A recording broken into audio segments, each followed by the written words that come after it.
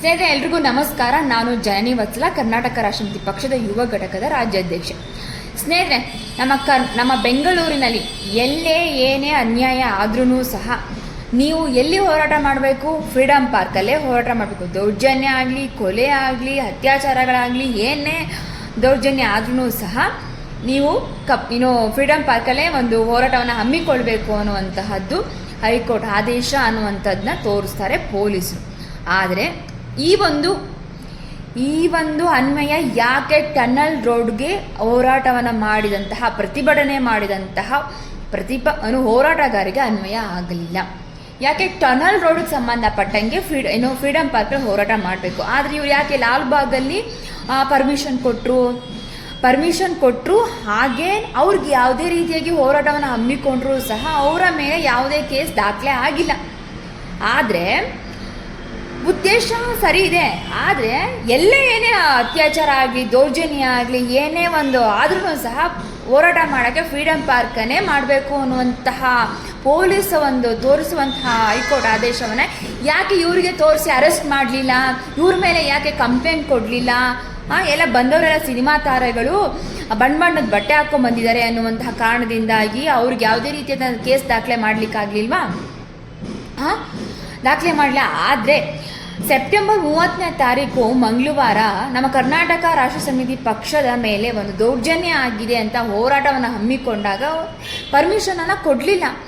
ಆದ್ರೂ ಸಹ ನಾವು ಏನು ಮಾಡಿದ್ವಿ, ಒಂದು ರ್ಯಾಲಿ ಥರ ಮಾಡಿದ್ವಿ. ಅದು ಎಷ್ಟು ಜನ? ಒಂದು 20 ಜನ ರ್ಯಾಲಿ ಮಾಡಿದ್ರು ಅಷ್ಟೇ. ಇನ್ನು ಅವ್ರು ಅರೆಸ್ಟ್ ಮಾಡಿದ್ದು 70 ಜನ. ಉಪ್ಪಾರಪೇಟೆ ಪೊಲೀಸವರು ಅರೆಸ್ಟ್ ಮಾಡಿದ್ದು ಎಷ್ಟು ಜನ? 70 ಜನನ ಅರೆಸ್ಟ್ ಮಾಡಿದ್ರು. ಏನು ಆದೇಶ ತೋರಿಸಿದ್ರು?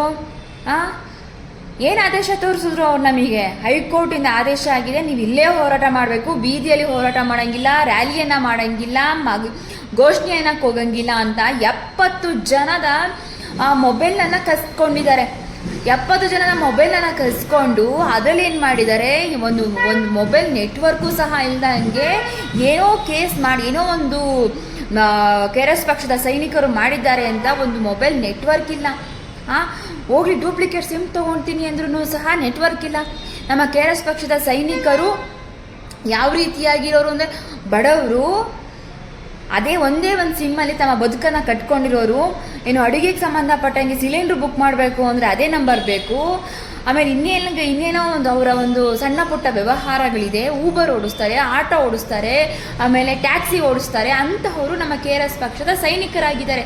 ಅವರ ಜೀವನಕ್ಕೆ ಅತ್ಯಮೂಲ್ಯವಾಗಿರುವಂತಹದ್ದು ಮೊಬೈಲನ್ನು ಕಸಿದುಕೊಂಡು ಈಗ FSR ತನಿಖೆ ಆಗಬೇಕು, ಮತ್ತೊಂದಾಗಬೇಕು, ಮಗದೊಂದಾಗಬೇಕು ಅನ್ನುವಂತಹ ಒಂದು ಹಿನ್ನೆಲೆ ಹಿಡ್ಕೊಂಡು ಈಗ 59 ಜನ ಮೊಬೈಲನ್ನು ಕಸಿದುಕೊಂಡಿದ್ದಾರೆ.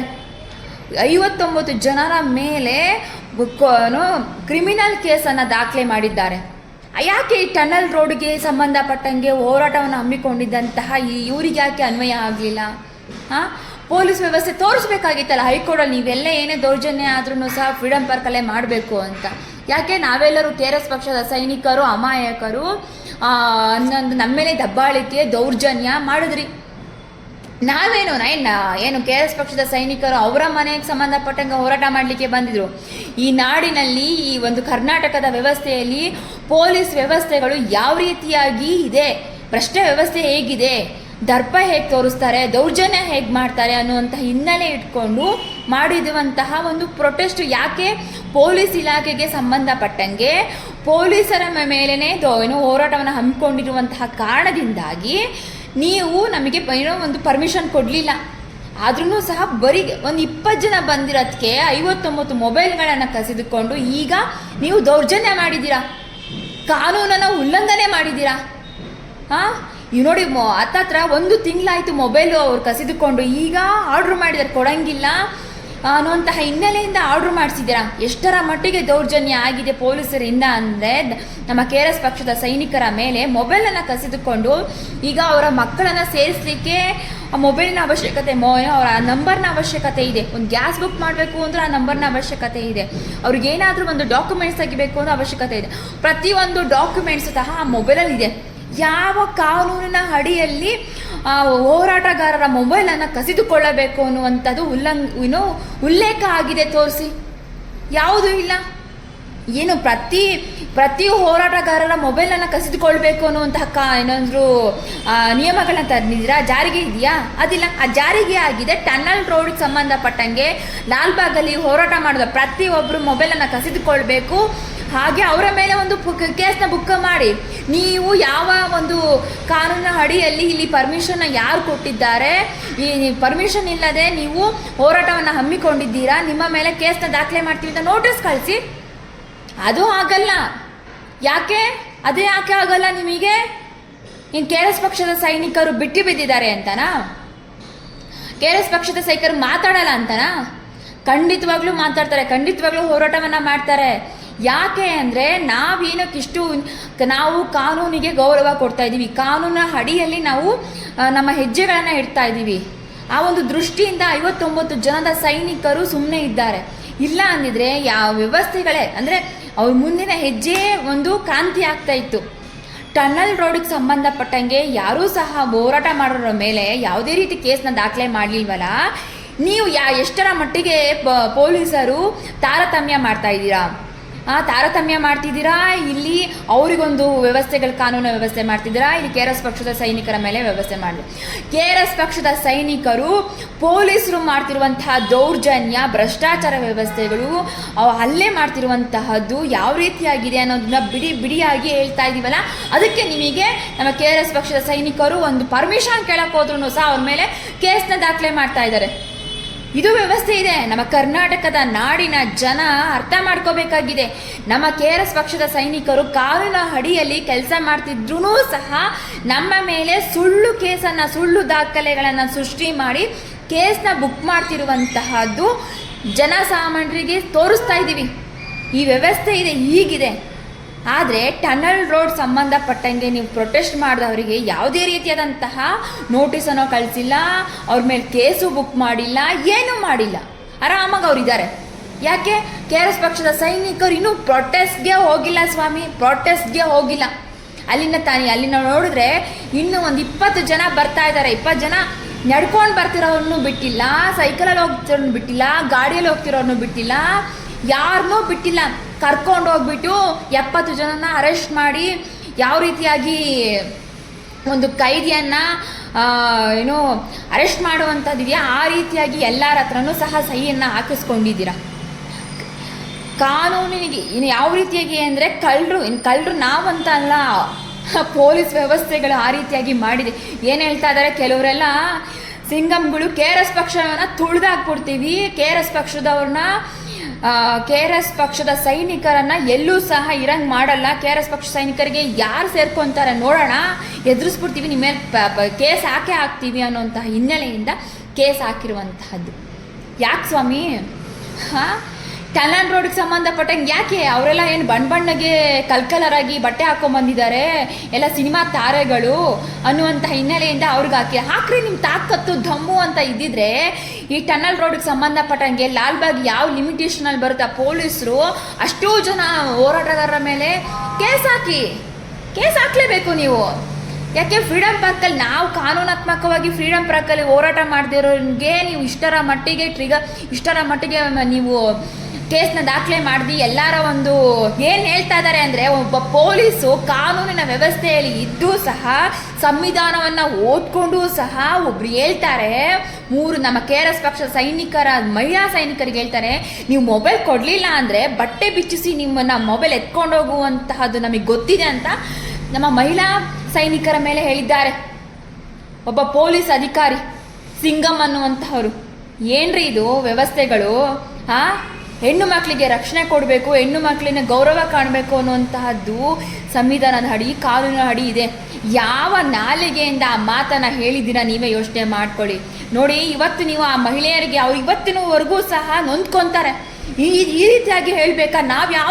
ನಾವೇನಪ್ಪ ಒಂದು KRS ಪಕ್ಷದ ಸೈನಿಕರೇ ಹೋರಾಟ ಮಾಡಲಿಕ್ಕೆ ಬಂದಿದ್ದೀವಿ. ನಾವು ಒಂದು ನ್ಯಾಯಪರವಾಗಿ, ಜನಪರವಾಗಿ, ಸಾಮಾಜಿಕ ಧ್ವನಿಯಾಗಿ ಆ ಒಂದು ದೌರ್ಜನ್ಯವನ್ನು ತಡೆಗಟ್ಟಲಿಕ್ಕೋಸ್ಕರ ನಾವು ಒಂದು ಫ್ರೀಡಮ್ ಪಾರ್ಕಲ್ಲಿ ನಡೀತಿರುವಂತಹ ಹೋರಾಟಕ್ಕೆ ನಾವು ಬಂದಿದ್ದೀವಿ.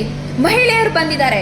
ಆದರೂ ಸಹ ಅಂಥವರಿಗೆ ಅಸಹ್ಯಕರವಾದಂತಹ ಮಾತುಗಳನ್ನು ಆಡಿದ್ದೀರಲ್ಲ, ಎಷ್ಟರ ಮಟ್ಟಿಗೆ ನಿಮ್ಮ ಈ ಒಂದು ಕಾಕಿಯ ಬಟ್ಟೆ ನಿಮ್ಮನ್ನು ಉಳಿಸ್ಕೊಳ್ಳುತ್ತೆ ಅಂತ ಯೋಚನೆ ಮಾಡಿ.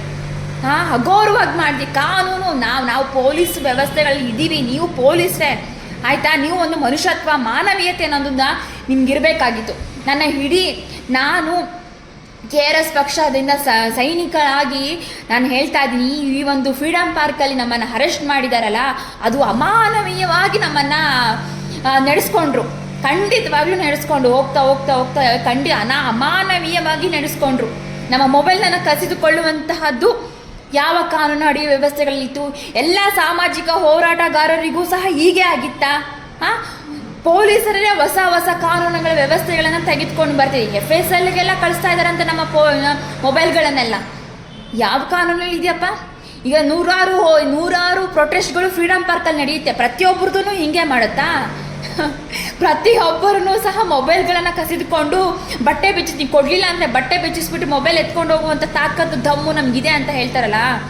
ಏನು ವ್ಯವಸ್ಥೆಗಳಿದೆ ಇದು? ಹೆಂಗೆ ಪೊಲೀಸರು ಒಂದು ಕಾಕಿಯನ್ನು ಧರಿಸಿ ಮಾತನಾಡುವಂತಹ ಸೌಜನ್ಯಗಳ ಮಾತುಗಳನ್ನು ನೀವೆಲ್ಲ ಕೇಳ್ತೀರಾ? ಯಾಕೆಂದರೆ ಒಂದು ಪೊಲೀಸ್ ಸ್ಟೇಷನ್ಗೆ ಹೋದಾಗ ಅಲ್ಲಿ ನಡೆದುಕೊಳ್ಳುವಂತಹ ಪೊಲೀಸ್ ವ್ಯವಸ್ಥೆಗಳು ನಿಮಗೆ ಗೊತ್ತಿರುತ್ತೆ. ಅಂಥದ್ದನ್ನೆಲ್ಲ ನಾವು ಮೊಬೈಲ್ಗಳನ್ನೆಲ್ಲ ನಾವು ಎಲ್ಲದನ್ನೂ ಸಹ ಸಾಮಾಜಿಕವಾಗಿ ತೋರಿಸ್ತಿರ್ವಲ್ಲ, ಅದಕ್ಕೋಸ್ಕರ ಈ ರೀತಿಯಾದಂತಹ ವ್ಯವಸ್ಥೆಗಳು ಆಗ್ತಾನೇ ಇದೆ.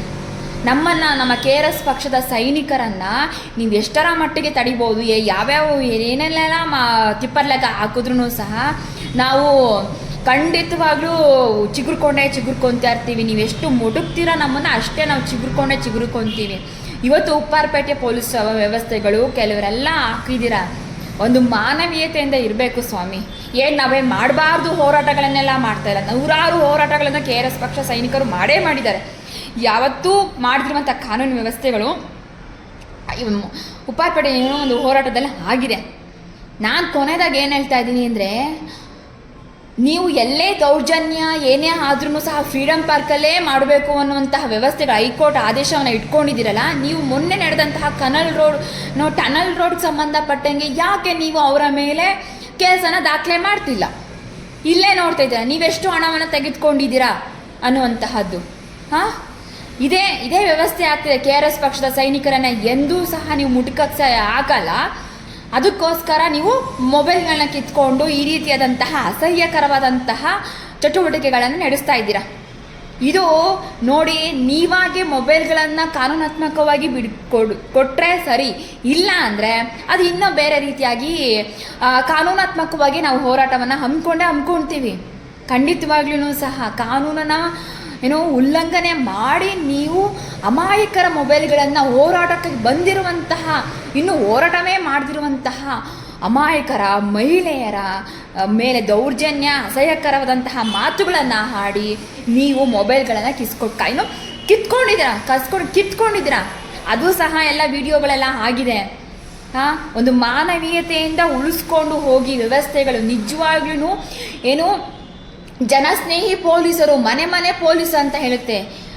ಅದನ್ನು ಸೃಷ್ಟಿ ಮಾಡಿದಂತಹ ಸೃಷ್ಟಿಕರ್ತನಿದಾರಲ್ಲ, ನಿಜವಾಗ್ಲೂ ಜನಸ್ನೇಹಿ ಪೊಲೀಸರಾಗಿಬೇಕೇ ಹೊರತು ಈ ರೀತಿ ಅಮಾನವೀಯ ಪೊಲೀಸರಾಗಬೇಡಿ.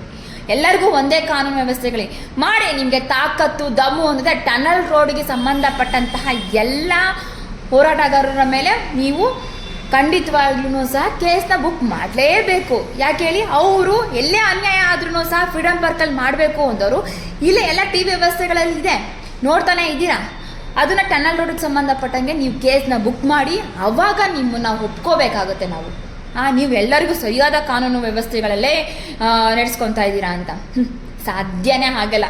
ನೋಡೋಣ, ಟನಲ್ ರೋಡ್ಗೆ ಸಂಬಂಧಪಟ್ಟಂಗೆ ನಡೆದಂತಹ ಹೋರಾಟಗಳಲ್ಲಿ ಲಾಲ್ಬಾಗಲ್ಲಿ ಹೋರಾಟ ಮಾಡ್ತಿದ್ದಂತಹ ಎಲ್ಲ ಹೋರಾಟಗಾರರನ್ನು ಮಾಡಿ ಅಮಾಯಕರ ಮೇಲೆ ನಿಮ್ಮ ದಬ್ಬಾಳಿಕೆಯನ್ನು ಖಂಡಿತವಾಗ್ಲೂ ನಿಲ್ಲಿಸಿ. ಯಾವತ್ತು ದಬ್ಬಾಳಿಕೆ ಹೆಚ್ಚಾಗ್ತಾನೆ ಇರುತ್ತೆ, ಕ್ರಾಂತಿಯ ಕಿಡಿ ಅಷ್ಟರ ಮಟ್ಟಿಗೆ ಹೆಚ್ಚಾಗ್ತಾ ಇರುತ್ತೆ KRS ಪಕ್ಷದ್ದು.